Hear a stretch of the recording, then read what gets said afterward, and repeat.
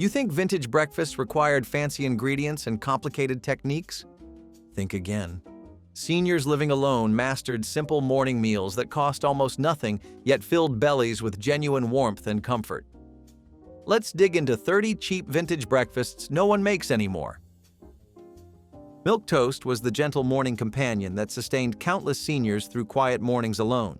Day-old bread was toasted golden, placed in a shallow bowl, then covered with warm milk seasoned with a pinch of salt and a pat of butter. The bread softened slowly as it absorbed the liquid, creating something between solid food and soup that went down easy for those with sensitive stomachs. During the Depression and into the 1950s, milk toast cost less than 5 cents and provided calcium and comfort in a single bowl. Doctors recommended it for the elderly because warm milk aided digestion while bread provided substance. Seniors could prepare it in minutes using ingredients always on hand. The dish required no special equipment, just patience and understanding that simple foods brought peace. Milk toast disappeared as faster breakfasts took over, but those who remember it recall the comfort of warm milk soaking into bread on cold mornings. Fried cornmeal mush transformed yesterday's porridge into today's crispy breakfast treasure for seniors counting pennies. The night before, cornmeal was cooked with water and salt until thick enough to hold a spoon upright, then poured into loaf pans and refrigerated until firm. Come morning, thick slices were fried in bacon grease until golden and crunchy outside while staying soft inside. Topped with molasses or maple syrup, fried mush delivered sweetness and satisfaction for under a dime. Seniors appreciated that mush could be made in batches, lasting through the week with daily frying. The soft interior required no teeth, making it ideal for elderly folks with dental troubles. Cornmeal was among the cheapest staples, bought in bulk for pennies per pound. This breakfast represented thrift transformed into pleasure, proving that poverty and deliciousness could coexist. The contrast between crisp exterior and creamy interior made each bite interesting, turning humble ingredients into morning celebration. Stewed prunes served as breakfast and gentle medicine for seniors who understood regularity mattered as much as flavor. Dried prunes were simmered in water with sugar until plump, releasing natural sweetness into thick, dark syrup. The fruit became tender enough to eat with a spoon, and the cooking liquid turned almost like sauce. Seniors ate these warm from bowls, sometimes with a splash of cream, or simply spooned up the sweet prune juice. Natural laxative properties made this breakfast valuable for elderly digestive systems needing encouragement. Dried prunes cost little and lasted months without refrigeration, practical for fixed incomes. A handful could be stewed in minutes on a small burner. The taste was deeply sweet with caramel undertones from slow cooking. For seniors living alone, stewed prunes represented self-care, requiring minimal effort, but delivering maximum benefit. This breakfast has nearly vanished from modern tables, replaced by supplements lacking the warmth and flavor of the original fruit preparation. Cream of wheat with brown sugar delivered smooth comfort to seniors needing easy nourishment on cold mornings. Fine wheat cereal cooked quickly in water or milk, stirring constantly to prevent lumps until reaching creamy thickness. Brown sugar was stirred in while hot, melting into sweet ribbons throughout the pale porridge, and butter created golden pools on the surface. The cereal was fortified with iron and vitamins, nutritionally valuable for elderly folks struggling to eat large meals. A single box provided weeks of breakfasts for under 50 cents during the 1940s. Seniors appreciated that it cooked in 5 minutes and required only 1 pot to clean. The smooth texture was gentle on sensitive gums, accessible even when health was failing. This breakfast represented industrialized comfort food, bringing factory convenience to tables where complicated cooking was no longer possible. Cream of wheat still exists, but few prepare it with the patience that once made it special, taking time to stir properly and sweeten thoughtfully. Soft-boiled eggs with toast soldiers turned simple ingredients into something ceremonial for seniors eating alone. The egg was lowered into simmering water and cooked 3 to 4 minutes until the white set, but the yolk remained liquid gold. Placed in an egg cup, the top was cracked off, revealing glowing orange center. Buttered toast strips called soldiers were dipped into the runny yolk, each piece emerging coated in rich warmth. The ritual of dipping gave structure to mornings that might otherwise feel empty. Eggs cost cents apiece and provided complete protein-sustaining energy all day. The toast used bread that might otherwise go stale, stretching resources further. Seniors valued this breakfast because it felt civilized despite poverty-level cost. Egg cups became treasured possessions, often inherited from parents. This breakfast required attention and timing, giving seniors something to focus on when days stretched long ahead. The warm yolk-coating cool toast created contrasts that made eating pleasurable. Coffee soup sounds peculiar, but sustained countless seniors when food was scarce and creativity essential. Day-old bread was torn into chunks, placed in a bowl, then covered with hot coffee sweetened with sugar and lightened with milk. The bread absorbed warm liquid, softening into something between beverage and meal. Seniors spooned it like porridge, coffee mingling with soft bread, providing caffeine, carbohydrates, and warmth simultaneously. During the Depression, coffee soup cost almost nothing since bread scraps and leftover coffee were already present in kitchens. Seniors could make it in minutes without dirtying extra dishes. In Scandinavian and German immigrant communities, coffee soup carried cultural memories of the old country. The caffeine provided morning lift, while bread gave substance. This breakfast disappeared as prosperity returned, but those who remember recall the strange comfort of warm, coffee-soaked bread on desperate mornings. Oatmeal with molasses delivered iron-rich sweetness to seniors who understood simple ingredients could provide powerful nutrition. Old-fashioned oats were simmered slowly with salt until creamy, then topped with generous blackstrap molasses. The molasses sank into oatmeal, creating dark swirls tasting of caramel and minerals. Unlike refined sugar, molasses contained iron, calcium, and potassium, nutrients valuable for elderly bodies. A jar cost little and lasted months, more economical than expensive maple syrup.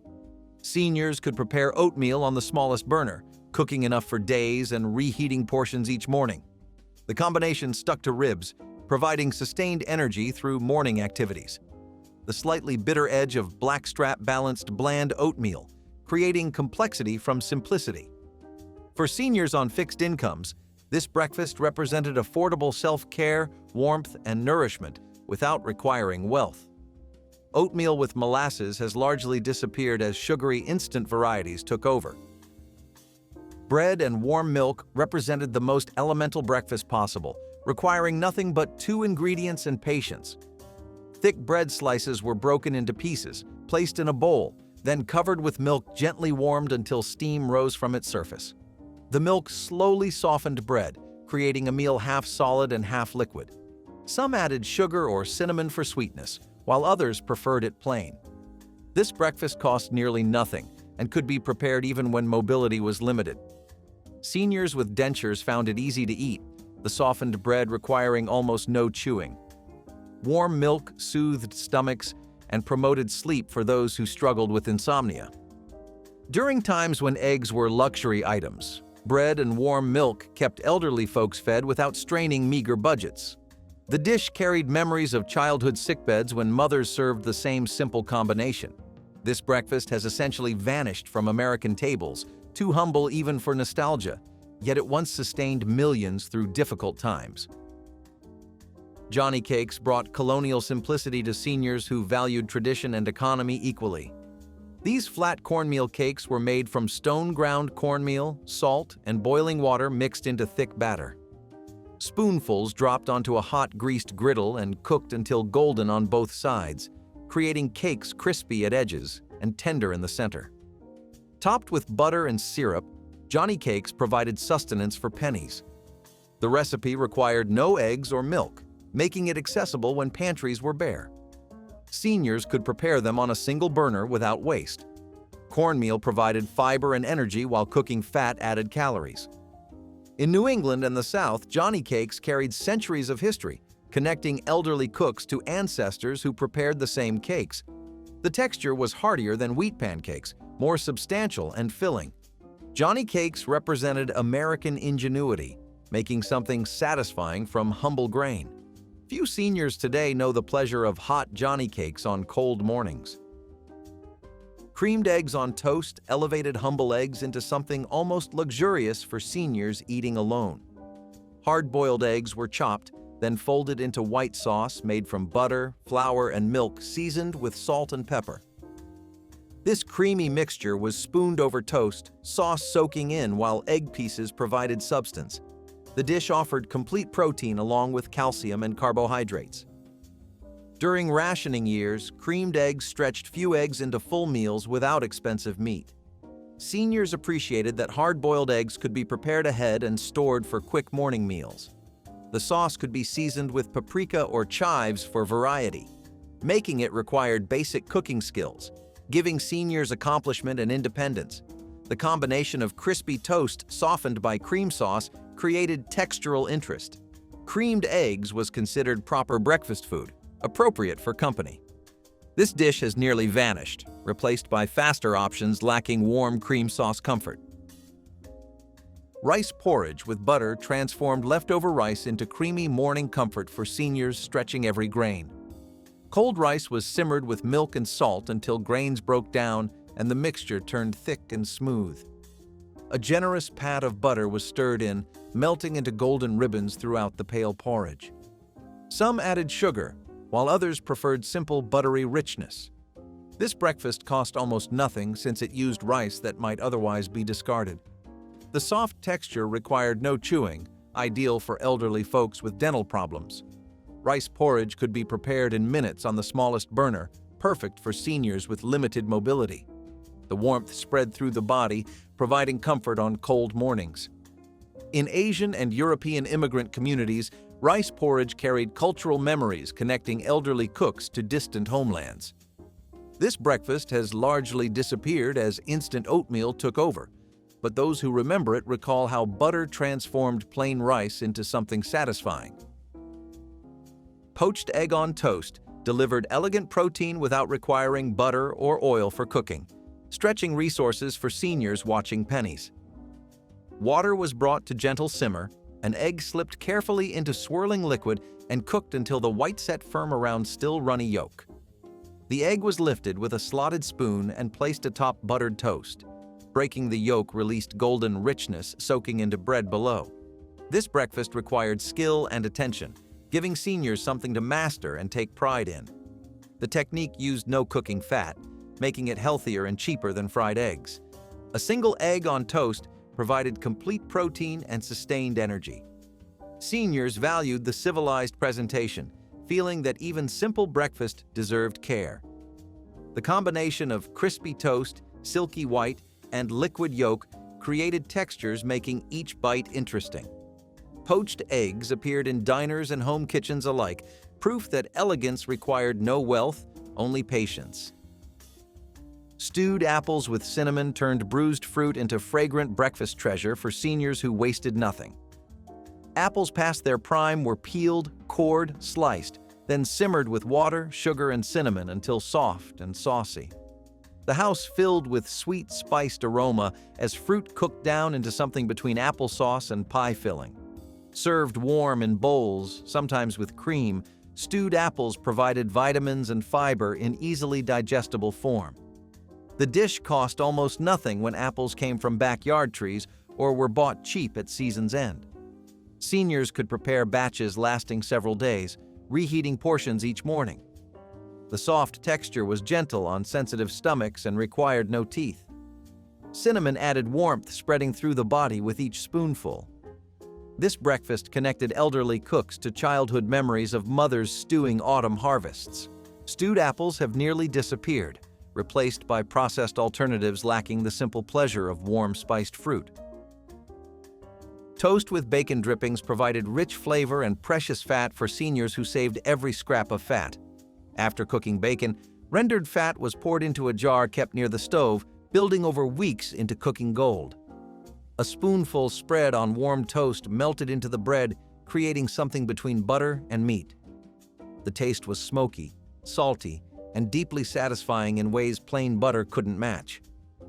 During lean times when butter cost too much, bacon drippings provided the same richness for free since the fat was already paid for.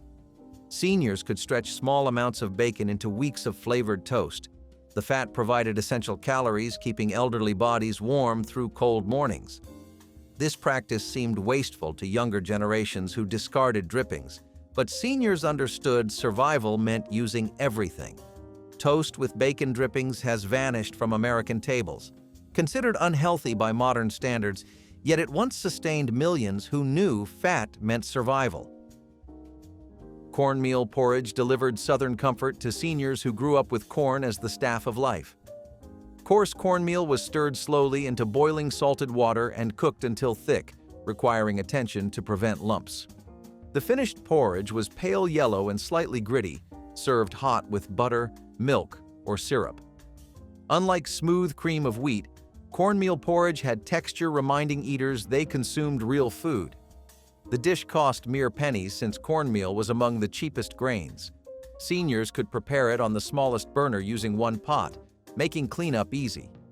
The porridge stuck to ribs, providing sustained energy through morning activities. In Southern communities, cornmeal porridge carried generations of history, connecting elderly cooks to ancestors who survived on corn when nothing else was available. The slight grittiness was considered virtue, proof of stone-ground authenticity. This breakfast has been replaced by instant varieties, but those who remember recall satisfaction of properly cooked cornmeal. Warmed-over biscuits with honey gave new life to yesterday's baking for seniors who never wasted bread. Day-old biscuits were split and placed cut side down in a warm skillet with butter, toasting until bottoms crisped, while insides warmed through. Drizzled with honey, these revived biscuits tasted nearly as good as fresh, crispy bottoms, adding texture the original lacked. This breakfast cost nothing extra since biscuits were already made and honey lasted months. Seniors could bake batches once weekly, knowing each one would find its purpose. The combination of crispy exterior, soft interior, and sweet honey created layers of pleasure. Warming biscuits required only minutes and minimal cleanup. Honey provided quick energy while biscuits delivered carbohydrates sustaining through morning. This practice has disappeared as fresh bread became cheap, but seniors once understood that yesterday's baking deserved respect and creative revival rather than the trash bin. Grits with butter represented the essential Southern breakfast sustaining seniors through decades of quiet mornings. Stone-ground corn grits were simmered slowly in salted water, stirring until reaching creamy thickness coating a spoon. Generous butter was stirred in at the end, melting into rich yellow swirls throughout white porridge. The flavor was subtle, corny, and comforting, with butter providing richness, elevating simple grain into genuine pleasure.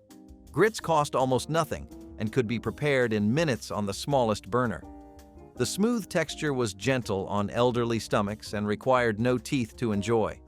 Seniors could cook large pots and reheat portions throughout the week, adding water to restore creaminess. In the South, grits carried cultural identity as strong as any food, connecting elderly cooks to generations who started every morning the same way. This breakfast remains in Southern kitchens, but few prepare it with the patience and butter quantities that once made it satisfying. Tomato gravy on toast brought tangy comfort to seniors who transformed canned tomatoes into something elegant. Bacon drippings or butter were heated, flour stirred in for roux, then canned tomatoes added and cooked until thickened into rosy gravy. Seasoned with salt, pepper, and a pinch of sugar to balance acidity, the gravy was ladled over toasted bread. The combination was savory, slightly sweet, and deeply satisfying in ways plain toast could never achieve. This breakfast cost pennies since canned tomatoes were cheap and shelf-stable. Seniors could make gravy in minutes using one skillet, and leftovers kept well for reheating. The soft, sauce-soaked toast was easy to eat for those with dental troubles. In Southern and Appalachian communities, tomato gravy carried memories of mothers and grandmothers who served it when money was scarce. This breakfast has vanished from American tables, considered too humble for modern tastes. Yet it once provided genuine comfort. Sardines on crackers delivered complete protein and nutrition for seniors who valued convenience and economy. A tin of sardines was opened and small fish arranged on saltine crackers, sometimes with lemon or hot sauce. The combination was salty, briny, and intensely flavored in ways making each bite satisfying. This breakfast required no cooking, no heat, and no cleanup beyond a tin and plate. Sardines cost little and lasted years in the pantry, reliable protein when fresh food was unavailable. The calcium in sardine bones and healthy fats made this breakfast nutritionally dense despite simplicity. Seniors living alone appreciated that breakfast could be ready in seconds, perfect for mornings when energy was low. The crackers provided carbohydrates and crunch, balancing the soft, oily fish. In fishing communities and immigrant households, sardines carried no stigma, just practical protein. This breakfast has nearly vanished as modern tastes moved toward blander flavors, yet it once sustained countless seniors. Baked apple filled kitchens with cinnamon sweetness, while providing seniors with warm fruit requiring almost no preparation. A whole apple was cored, placed in a baking dish filled with brown sugar, butter, and cinnamon. Baked slowly until flesh softened and skin wrinkled, the apple emerged transformed, natural juices mingling with melted sugar into syrup, pooling around the fruit. Eaten warm with a spoon, sometimes with cream, baked apple was dessert and breakfast combined. The dish cost nothing when apples were plentiful, requiring no watching during slow baking. Seniors could prepare it the night before and warm leftovers for quick morning meals. The soft flesh was gentle on sensitive stomachs and easy to eat without teeth. Baked apples provided fiber, vitamins, and psychological comfort of something smelling like home. This breakfast has disappeared from modern kitchens as instant options took over, yet baked apples once represented simple abundance requiring only patience and a working oven. Cinnamon toast transformed ordinary bread into sweet morning comfort for seniors craving something special without effort. Bread was toasted golden, then spread with soft butter while warm. A mixture of sugar and cinnamon was sprinkled generously over the buttered surface, heat melting everything into a sweet, spiced coating. The result was crispy, buttery, and fragrant with warmth filling small kitchens. This breakfast cost almost nothing since sugar, cinnamon, and bread were pantry staples. Seniors could prepare it in minutes using only a toaster, no pots to wash. The sweetness provided quick energy while bread delivered carbohydrates. Children and grandchildren who visited often requested cinnamon toast, creating moments of connection across generations. The simplicity was its virtue, requiring no skill yet delivering genuine pleasure. Cinnamon toast remains known today, but rarely prepared with the generous butter and thick sugar coating that once made it truly satisfying. Boiled wheat berries with milk delivered chewy, nutty satisfaction to seniors who remembered when whole grains meant real food. Dried wheat berries were simmered for hours until tender but chewy, then served hot with milk, butter, and sugar. The texture was unlike modern cereal, each grain requiring attention as it burst between teeth. This breakfast cost pennies since wheat berries were among the cheapest grains, bought in bulk from grain elevators. Seniors often cooked large batches, storing cooked grains and reheating portions throughout the week. Whole grain provided fiber, protein, and sustained energy that processed cereals couldn't match. In rural communities, wheat berries connected elderly cooks to farming traditions when families grew their own grain. The chewy texture was satisfying in ways mushy cereals weren't. This breakfast has vanished as quick cooking options took over, but those who remember it recall honest pleasure of real grain. Scrambled eggs with onion elevated simple eggs into something substantial for seniors eating alone. A small onion was diced and cooked slowly in butter until soft and sweet, then beaten eggs added and stirred gently into soft curds studded with golden onion bits. The combination was savory and satisfying in ways plain scrambled eggs never achieved. This breakfast cost little since eggs were cheap and onions lasted weeks. The onion stretched 2 eggs into what felt like a larger meal, important for seniors watching budgets. Cooking onion first released sweetness, balancing eggs' richness. Seniors could prepare this in one small skillet, minimizing cleanup. The soft curds were easy to eat without strong teeth. Served with toast, scrambled eggs with onion provided complete protein and comfort. This simple variation has faded as plain scrambled eggs became the default, but adding onion transformed basic breakfast into something worth anticipating. Fried salt pork with red-eye gravy provided intense flavor and precious fat for seniors who understood that salt and grease meant survival. Thin slices of salt-cured pork were fried slowly until crispy and brown, releasing rendered fat into the skillet. Black coffee was poured into the hot drippings, sizzling and steaming as it combined with pork fat into thin, dark gravy. The gravy was spooned over the crispy pork and served alongside biscuits or toast for soaking. The flavor was intensely salty, smoky, and bitter from the coffee, an acquired taste that those who grew up with it craved. Salt pork cost little and lasted for months without refrigeration, making it practical for seniors on fixed incomes. The fat provided essential calories while the coffee added familiar bitterness. In Southern and Appalachian communities, red-eye gravy carried generations of history. This breakfast has nearly vanished, considered too salty for modern health standards, yet it once sustained millions. Cottage cheese with canned peaches offered cool, protein-rich breakfast for seniors needing easy nourishment without cooking. Cottage cheese was placed in a bowl, then canned peach halves arranged alongside, sweet syrup drizzled over everything. The combination was creamy, sweet, and refreshing, welcome on hot summer mornings when heating the stove seemed impossible. This breakfast required no cooking and minimal cleanup, perfect for elderly folks with limited energy. Cottage cheese provided complete protein and calcium while peaches added vitamins. Canned peaches cost little and lasted years in the pantry.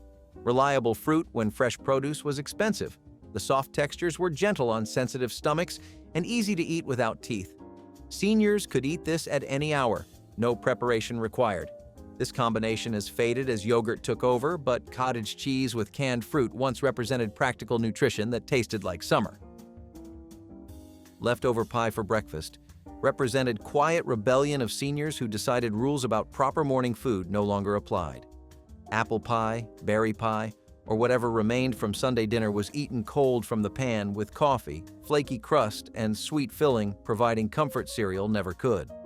This breakfast cost nothing since the pie was already baked, and eating it prevented waste. Seniors living alone could enjoy a slice standing at the counter, no dishes required beyond fork and cup. The sugar provided quick energy while fruit filling offered vitamins. For elderly folks who spent lifetimes cooking for others, eating pie for breakfast felt like earned freedom. The combination of cold fruit with hot coffee created contrasts, making eating pleasurable. This practice happened in countless quiet kitchens, but was rarely discussed. Yet leftover pie was genuine joy, requiring no justification. Hot cocoa with buttered toast delivered warmth and comfort to seniors facing cold mornings alone. Cocoa powder was stirred into warm milk with sugar until rich and frothy, served in heavy mugs alongside thick slices of buttered toast. The combination of sweet chocolate and salty butter created balance, satisfying both hunger and cravings. This breakfast cost little since cocoa powder lasted months. Seniors could prepare it quickly, cocoa warming hands through ceramic mugs while toast provided substance.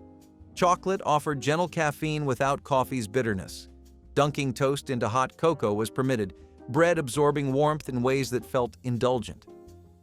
For many elderly folks, hot cocoa carried memories of childhood, of mothers serving the same during snowstorms. This breakfast has disappeared as instant packets replaced real cocoa, but nothing matched properly made hot chocolate with thick buttered toast. Fried potatoes with onions turned yesterday's dinner into hearty breakfast for seniors who understood real food needed no fancy names. Cold boiled potatoes were sliced thick, fried in bacon drippings with onion until crispy and golden outside while creamy inside. The onions caramelized slowly, turning sweet and mingling with potatoes into something greater than either alone. This breakfast cost nothing since it used potatoes already cooked and fat already rendered. The dish stuck to ribs, providing sustained energy through the morning. Seniors could prepare it in one skillet, eating directly from pan to minimize washing. The combination of crispy edges, soft centers, and sweet onion created textures, making eating interesting. In working-class households, fried potatoes appeared so regularly they hardly seemed worth mentioning. This dish has faded as convenience foods took over, but it once sustained millions. sorghum syrup on hot biscuits delivered deep, earthy sweetness that sustained seniors through lean times when sugar was expensive.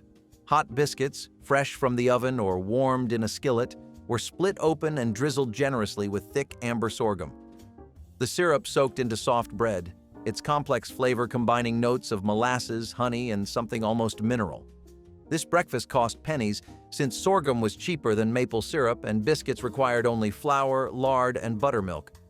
Seniors could prepare biscuits in small batches without waste. The sorghum provided iron and minerals that refined sugar couldn't offer. In southern and Appalachian communities, sorghum carried cultural weight, connecting elderly cooks to generations who pressed their own cane. This breakfast has nearly vanished as maple and corn syrups dominated, but those who remember sorghum recall its distinctive taste. Warm applesauce with bread provided gentle nourishment for seniors whose bodies needed soft, comforting food. Homemade or store-bought applesauce was heated gently until warm, served in bowls alongside fresh bread for dipping and soaking.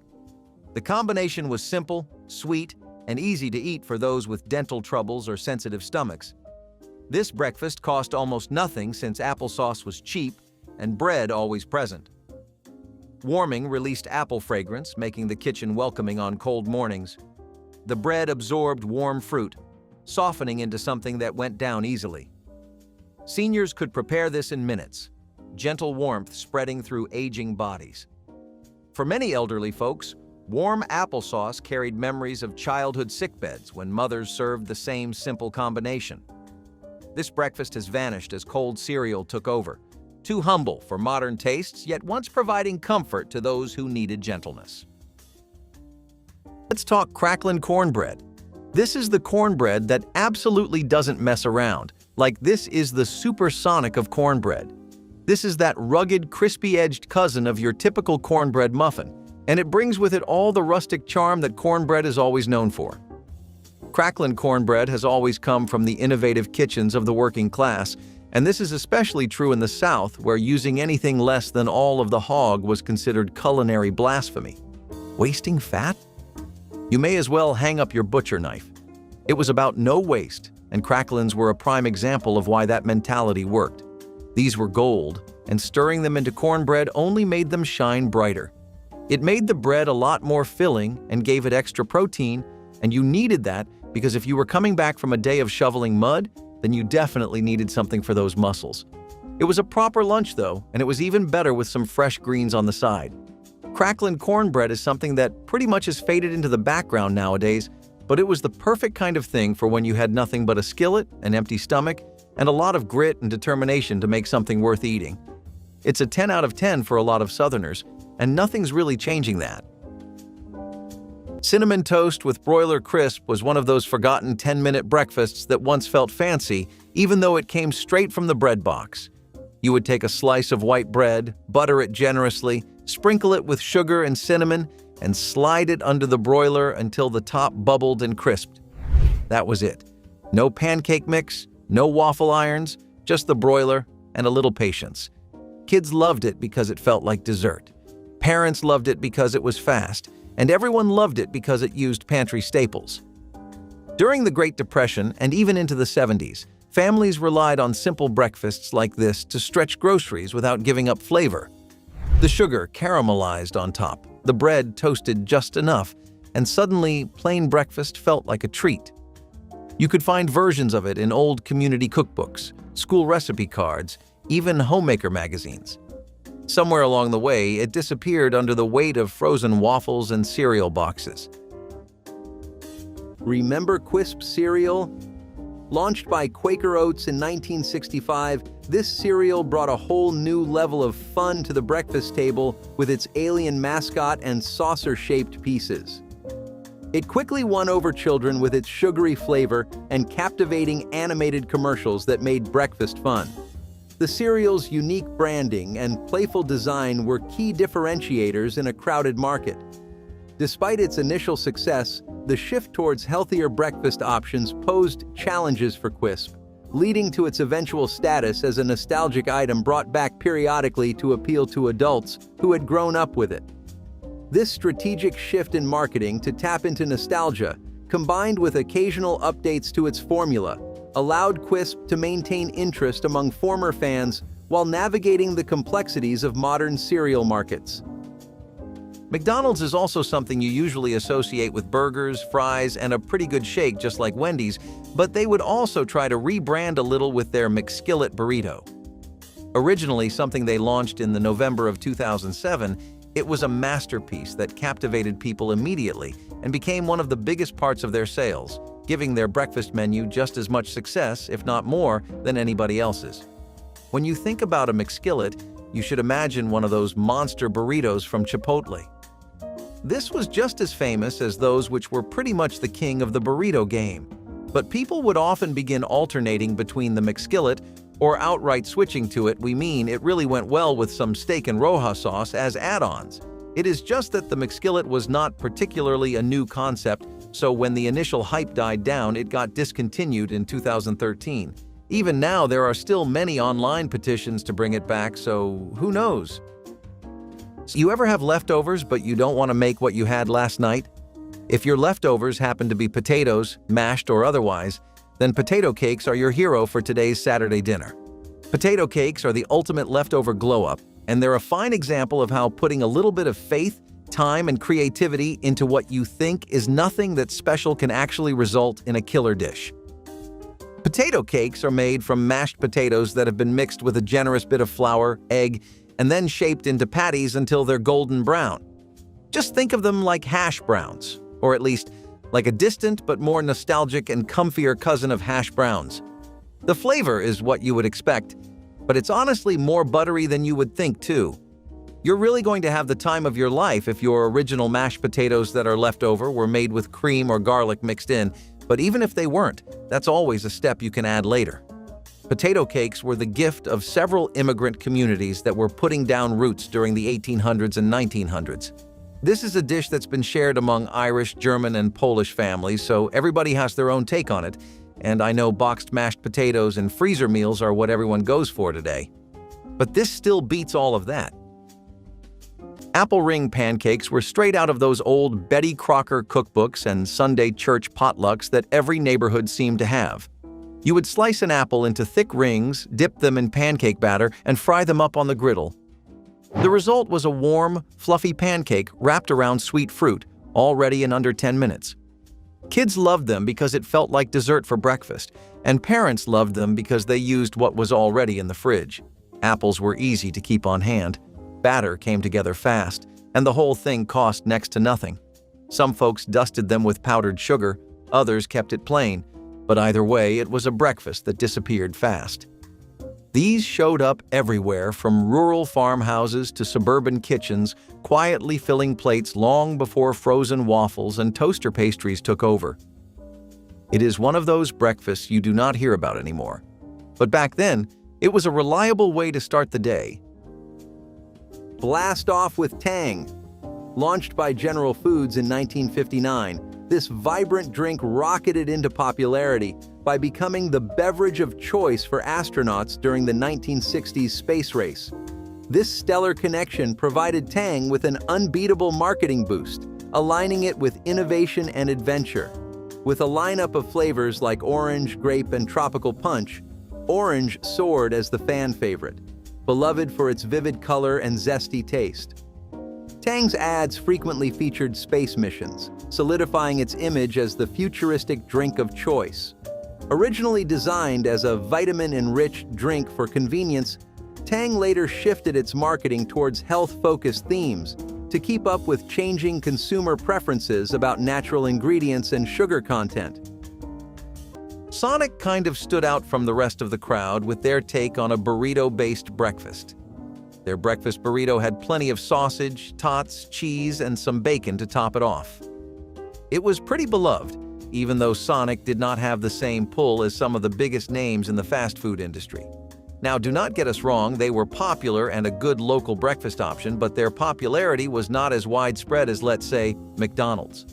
As time passed, newer chains like Chipotle introduced their breakfast burritos that gained more traction than Sonic could generate. This meant a downfall in popularity for a breakfast burrito that once was loved by every person that visited Sonic. This led to the burrito being discontinued sometime at the start of the 2000s.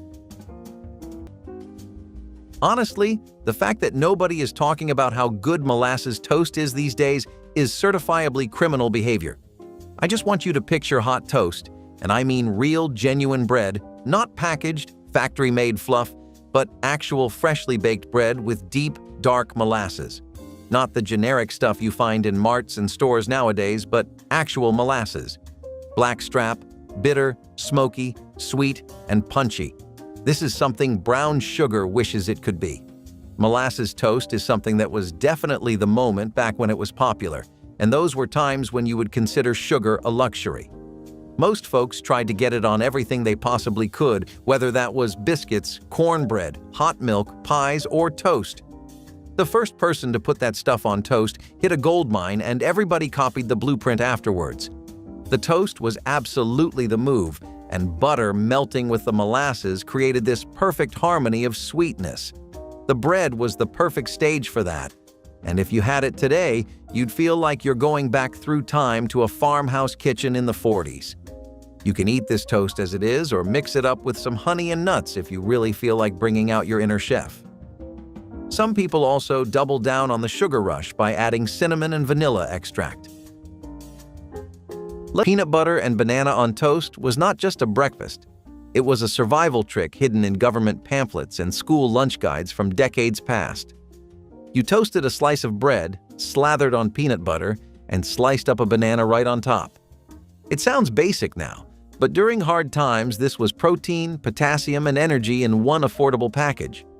Families loved it because it was cheap, quick, and used things every pantry had on hand.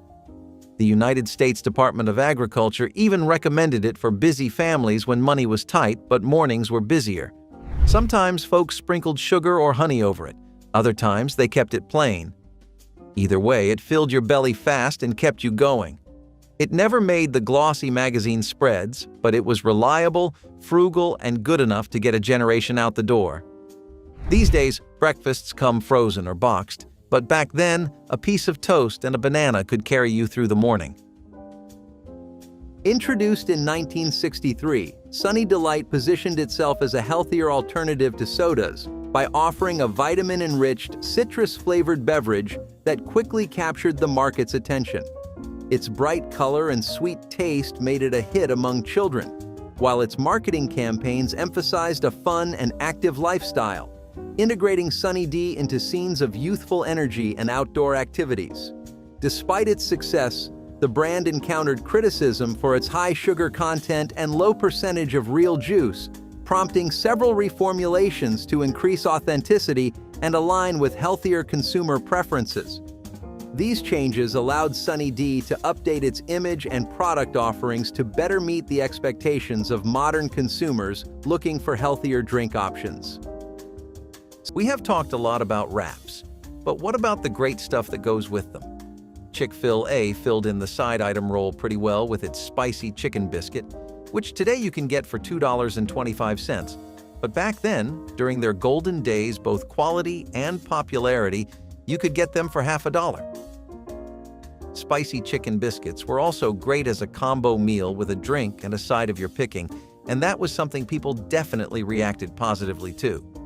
The company noted the growing trend of spicy food and predicted that the upward momentum would stay that way, and boy were they right. Even if they played a good part in keeping that pace going in the ever-developing food scene of America, people in general wanted more stuff with a kick. Chick-fil-A really saw an opportunity and grabbed it, and breakfast menus were forever better for it.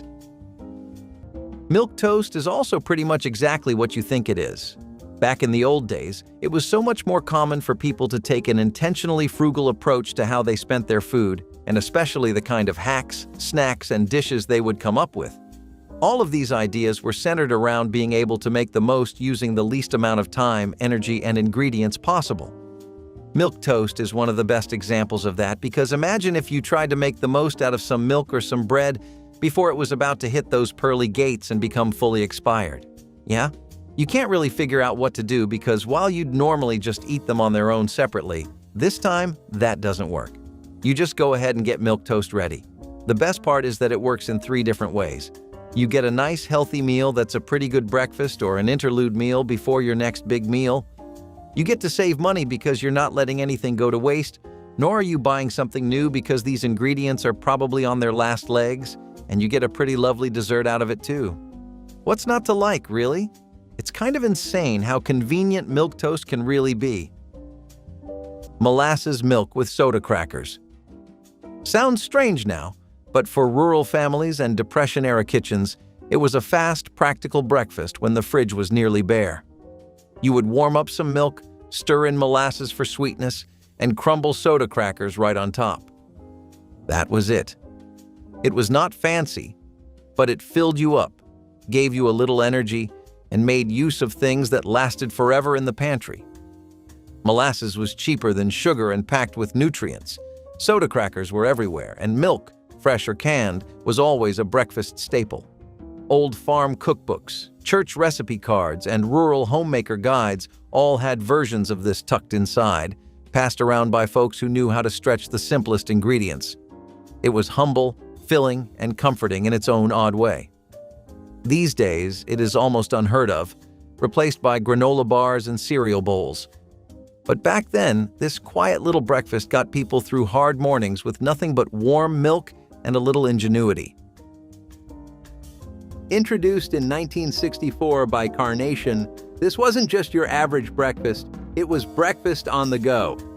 Available in tasty flavors like chocolate, vanilla, and strawberry, chocolate being the preferred choice, it promised the nutrition of a complete meal. The drink became a morning staple due to its convenience and nutritional content, highlighted in campaigns that emphasized its health benefits. Over the years, as consumer tastes evolved, Carnation adapted its formula to include lower sugar and higher protein versions, meeting the newer nutritional expectations without compromising on the quick, delicious start that families had come to rely on. Something that was as essential to the hearty sandwich experience in the 80s as the meat itself, the cinnamon raisin biscuits that they first released back then are also something people have constantly expressed their desire to see again. Seriously, it was impossible to not order this with whatever you were having. It was only some cents, and it elevated the meal to something else entirely. Think about how your Subway just does not feel complete without a chocolate cookie to go with it, except it is that feeling by 10 times. Cinnamon raisin biscuits were delectable, refreshing, and a light enough breakfast to be fulfilling without making you lazy. Unfortunately, for some odd reason unknown to all of us, despite its very warm place in the hearts of the fans, they took it off the menu in 2002. Lard biscuits are pretty much the heroes of old-school baking. If you actually look at it from a historical lens, these unapologetically flavorful biscuits have kept way more bellies full than something like turnips. No, but really, lard biscuits have been a generational safety net for when a hunger pang is about to turn a bad day into a bad week. Lard biscuits were the go-to in Southern kitchens for the longest time, even before butter became a staple ingredient in the area. Folks would keep tins of drippings on the stove, but most of the lard was preserved, not because people had to ration it or because they were running awfully short, but because they just liked it that much. Lard biscuits are something you don't see around anymore, but during several of the past few centuries, as well as notable periods like the Great Depression and the World Wars, lard biscuits were man's best friends. Cheddar grits with butter were the Southern kitchen's answer to rushed mornings when everyone still needed something hot and filling. Quick grits, a little butter, a handful of shredded cheese, and breakfast was done before you even finished your first cup of coffee. It was the kind of meal found in tattered cookbooks, handed down from grandmothers who knew how to stretch a pantry without cutting corners on comfort. These grits were creamy, cheesy, and surprisingly satisfying for something that took less than 10 minutes to whip up. You did not need fancy groceries or a stocked fridge, just the basics. It kept bellies full through school days, work shifts, or long hours in the fields. For a lot of folks, this was breakfast you ate standing up, spoon in hand, on your way out the door. Simple, cheap, and quietly comforting. Grits have stuck around in fancier forms, but this quick, everyday version has slipped through the cracks of modern cooking. So we're going to start our list off with a classic that everyone's familiar with, stale bread pancakes, and you might be surprised how people made pancakes out of bread, but it's an interesting little process that'll show you just how resourceful we really could be. They're also surprisingly tasty, and the idea here is to soak slices or cube-sized chunks of stale bread in milk, and when even that's not available, water, then mash it up with eggs. You need a little bit of flour for this to work, and whatever extra flair you want to add to it is your own preference. Personally, I always go for some honey. These pancakes are something that isn't just exclusive to American tables either. They're a tradition that stretches from so many different cultures across the world that it's simply just a grandpa meal now. Plus, flavor-wise, these go with any kind of game plan. You can sprinkle some cheese, throw in different kinds of herbs like parsley and oregano for a more aromatic pancake, or go savory with salt and pepper. Everything works, and they're awfully cheap, so why not? Scrambled eggs with evaporated milk were one of those frugal breakfasts tucked inside old homemaker guides and church fundraisers from the 1940s through the 70s. The secret was canned milk. You would crack your eggs, whisk in a splash of evaporated milk, and fry them up fast. The milk made them fluffy, rich, and stretch further than plain eggs alone.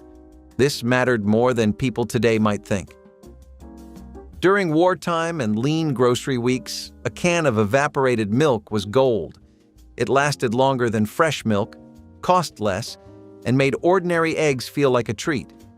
Some families tossed in herbs or cheese if they had extra, but most kept it plain. Soft eggs with just a little salt and pepper. Quick, simple, and done in under 10 minutes. You will not find this recipe on Instagram or in trendy brunch spots, but it kept families fed and mornings moving. People used what they had, made it work, and turned humble ingredients into something satisfying. Boiled barley porridge is one of those breakfasts that just feels like a pat on the back from a mentor, a hug from your best friend, or a call from your grandparents asking you to come over and try some of that breakfast you always love. It's also something that's built to last you at least until the middle of the day. You make boiled barley porridge by simmering hulled or pearl barley into water and milk, and then you get a soft, creamy texture that almost melts in your mouth. Flavor-wise, though, it's pretty nutty and kind of similar to oatmeal. You get a chewer bite and a bit more earthiness out of this, but it soaks up almost any kind of syrup or liquid you throw at it, as well as spices. That's a big part of why this dish is as flavorful as it is. We're talking about some serious ancient history when we discuss its origins, though, like this is the kind of thing that goes way further back, to the times of the Romans and medieval peasants. In the United States, it's something that was popular first in rural areas and immigrant homes, but each country has its own history with barley. Egg in a hole was the breakfast trick every old cookbook seemed to know. Simple enough to pull off in under 10 minutes, but special enough to feel fun. You would cut a hole in the center of a slice of bread, toss it in a buttered skillet, and crack an egg right into the gap. Toasted bread, fried egg, breakfast done, fast and filling with barely any cleanup. It showed up in kitchens from the 1930s through the 70s, always tucked between other quick, comforting recipes. Some folks called it toad in the hole, others sunshine toast, but it was always the same idea, a no-fuss breakfast for busy mornings. It used cheap ingredients most families already had and turned them into something that actually made the morning feel bearable. Kids loved it for the novelty, parents loved it for the speed, and nobody complained when breakfast showed up looking fun for once. It is one of those meals that quietly kept mornings moving, long before breakfast sandwiches and drive-through lines took over. Hot water fried cornmeal cakes are an old-school Southern staple that don't really get even half the love and attention they should these days. I just want you to visualize a crispy, golden brown cornmeal cake with the most incandescent exterior you've ever seen, and then a tender, soft center that just leaves you wanting more and more. But it's natural, and even good, to get curious. And when you hear hot water fried anything, your first instinct is to immediately go like, wait, what? And I really wouldn't blame you. The practice of making cornmeal cakes this way is something that actually goes back several centuries, right back to the enslaved African Americans in the South who were making the first versions of these. Without access to proper feed, not even leavening, they found a way to make do with just cornmeal and water, and these were also known by a much more popular name, hoe cakes. Now, in the end, they started to fall out of everyone's go-to cooking preferences, but I think cornmeal cakes have one more comeback in them, despite it all. Buttered cornflake toast was one of those forgotten 10-minute breakfasts that once lived in every kid's cookbook or church bulletin. You would toast a slice of soft white bread, slather it with butter or peanut butter if you had it, then smash some cornflakes on top. That was it. Crunchy, sweet, filling, and ready before the school bus pulled up. It was not some gourmet recipe, just a quick fix that felt special on rushed mornings. Most families kept cereal on hand anyway, and this was a way to stretch it when the grocery budget was tight. Sometimes parents sprinkled sugar on top, other times it was plain, but either way it turned leftover cereal into breakfast that actually stuck with you.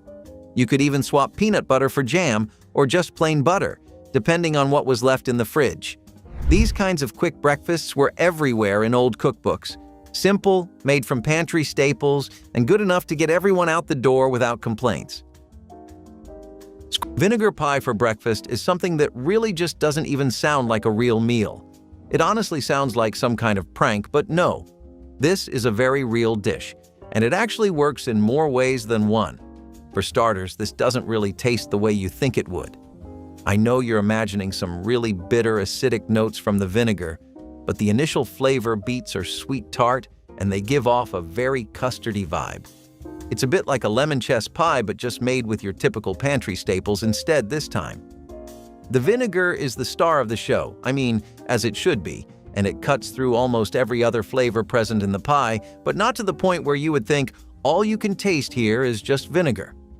It's rich. It has this tangy brightness that actually is very stimulating for your taste buds, and if you pair it up with some hot coffee, then it works as well as Bruno Mars does with Anderson .Paak. Vinegar pie is something that strangely, despite being a pretty innovative and flavorful hit, is something that would be called a desperation pie because it's something that was made mostly by the women of the South and the Midwest living in rural populations. Wheat germ and yogurt bowls were the health kick of the 1970s that snuck their way into forgotten cookbooks and quick breakfast guides. You would scoop some plain yogurt into a bowl, toss on a spoonful of wheat germ, maybe drizzle honey or sprinkle nuts if you had them, and breakfast was done in minutes. It was quick, packed with protein, and felt ahead of its time back when most breakfasts were still sugar-heavy cereals or toast. The health-conscious crowd loved it because it kept you full, parents liked it because it was easy, and even the kids got on board, mostly because the yogurt cut through the plain nutty taste of wheat germ. These bowls were everywhere in the 70s, showing up in homemaker magazines, diet guides, and those community cookbooks with spiral bindings.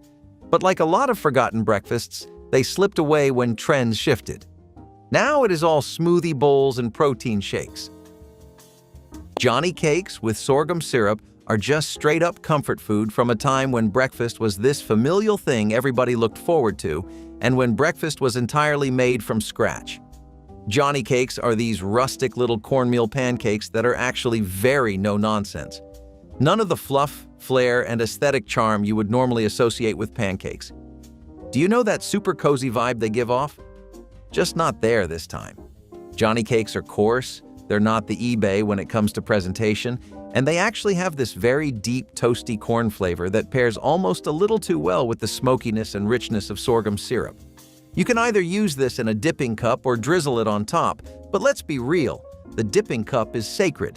Anything else is blasphemy. Johnny cakes also have something of a history that goes back all the way to the indigenous peoples.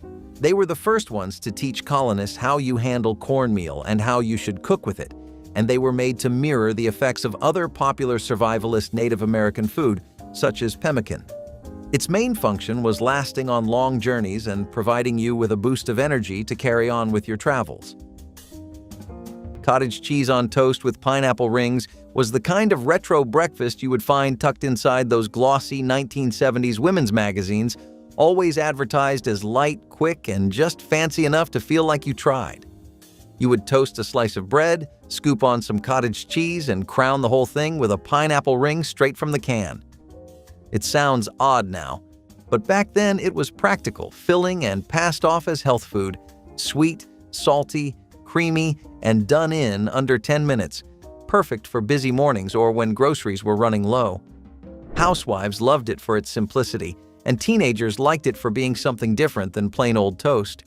You could find versions of this popping up at brunch tables, church socials, or just in quiet kitchens trying to stretch a meal. Somewhere along the way, it disappeared under the weight of new diet trends and breakfast bars, but at the time, it was a fast, no-fuss meal that worked. Which vintage breakfast would you revive for yourself? Drop your memories in the comments. Hit like if these simple meals touched your heart, and subscribe for more forgotten flavors from quieter times.